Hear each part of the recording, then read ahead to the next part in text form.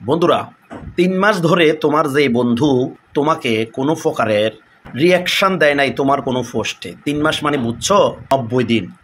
তোমার ফ্রেন্ড লিস্টে থাকা যে বন্ধুটা ৯০ দিন তোমাকে কোনো ধরনের রিয়াকশান দেয় নাই, সেই বন্ধুটা অন্তত আর যাই হোক তোমার জন্য কখনো ভালো কিছু বয়ে আনবে না।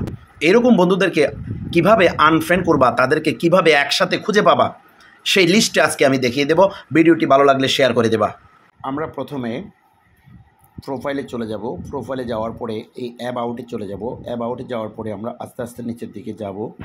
সেখানে আমরা এই যে ফ্রেন্ড লিস্ট পাবো, ফ্রেন্ড লিস্টে ক্লিক করব। ফ্রেন্ড লিস্টে ক্লিক করার পরে এরকম একটা ইন্টারফেস আপনাদের সামনে শো করবে। সেখানে আমরা ক্লিক করার পরে এরকম একটা ইন্টারফেস শো করবে। এরপরে দেখবেন লিস্ট ইন্টারেক্টেড উইথ, মানে এখানে ক্লিক করবে। এখানে ক্লিক করার পরে দেখবেন এই যে 195 জন ব্যক্তি আমাকে গত ৯০ দিন যাবৎ কোনো ধরনের রিয়াকশন দেয় নাই। তো আমরা সেগুলোকে একজন একজন করে এভাবে আনফ্রেন্ড করে দিতে পারবো, অথবা আপনি চাইলে একজন একজন করে না করে এখানে একসাথে অনেকগুলোকে সিলেক্ট করে, এভাবে অনেকগুলোকে সিলেক্ট করে আপনারা কী করতে পারবেন, অনেকগুলোকে সিলেক্ট করে আনফ্রেন্ড করতে পারবেন। আনফ্রেন্ডে ক্লিক করবেন, একসাথে অনেকগুলো চলে যাবে, মানে একসাথে সবগুলোকে আপনি এক ক্লিকের মধ্যে করে দিতে পারবেন।